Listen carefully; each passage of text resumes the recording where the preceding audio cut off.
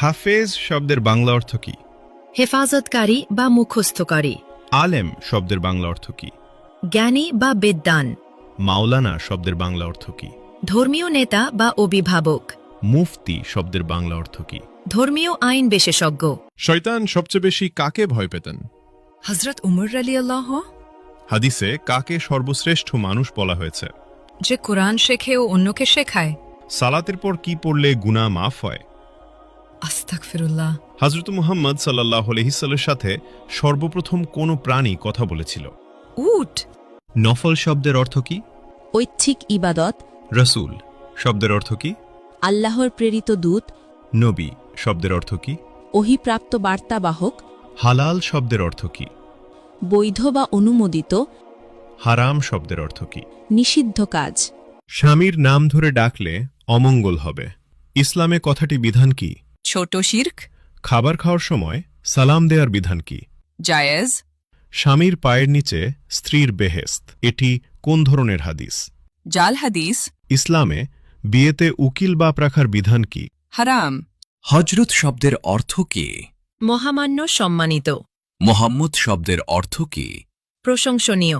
কিয়ামত শব্দের অর্থ কি? মহাবিচারের দিন। জন্ম শব্দের অর্থ কি? আগমন। মৃত্যু শব্দের অর্থ কি? সমাধি। জিন কিসের তৈরি? ধোয়াবিহীন আগুন। মানুষ কিসের তৈরি? মাটির। ফেরেশতাগণ কিসের তৈরি? নূর। পশু পাখি কিসের তৈরি? পানি ও মাটি। শয়তান কিসের তৈরি? ধোয়াবিহীন আগুন। মিকাইলের দায়িত্ব কি? রিজিক ও বৃষ্টি। ইসরাফিলের দায়িত্ব কি? সিঙ্গায় ফুক দেবেন।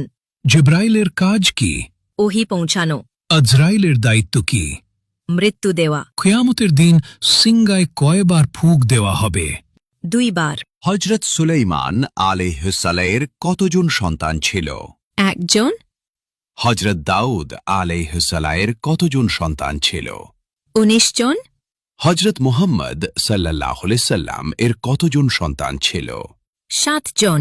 3 পুত্র 4 কন্যা। কোন নবী এখনো জীবিত আছেন? হযরত ঈসা আলাইহি ওয়াসাল্লাম। হজরত মুহাম্মদ সাল্লাল্লাহু আলাইহি ওয়াসাল্লামের নিজ হাতে তৈরি মসজিদ কোনটি? মসজিদুল কুবা। কোন নবী সবচেয়ে বেশি দিন জীবিত ছিলেন? হযরত আদম আলাইহি ওয়াসাল্লাম।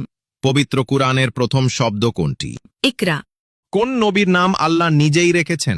হযরত ঈসা আলাইহি ওয়াসাল্লাম। হজরত মুহাম্মদ সাল্লাল্লাহু আলাইহি ওয়াসাল্লামের জন্ম কত খ্রিস্টাব্দে? 570 খ্রিস্টাব্দে। হজরত মুহাম্মদ সাল্লাল্লাহু আলাইহি ওয়াসাল্লামের জন্মস্থান কোথায়? মক্কা নগরীতে। হজরত মুহাম্মদ সাল্লাল্লাহু আলাইহি ওয়াসাল্লাম কোন বংশের জন্মগ্রহণ করেন? কুরাইশ বংশে।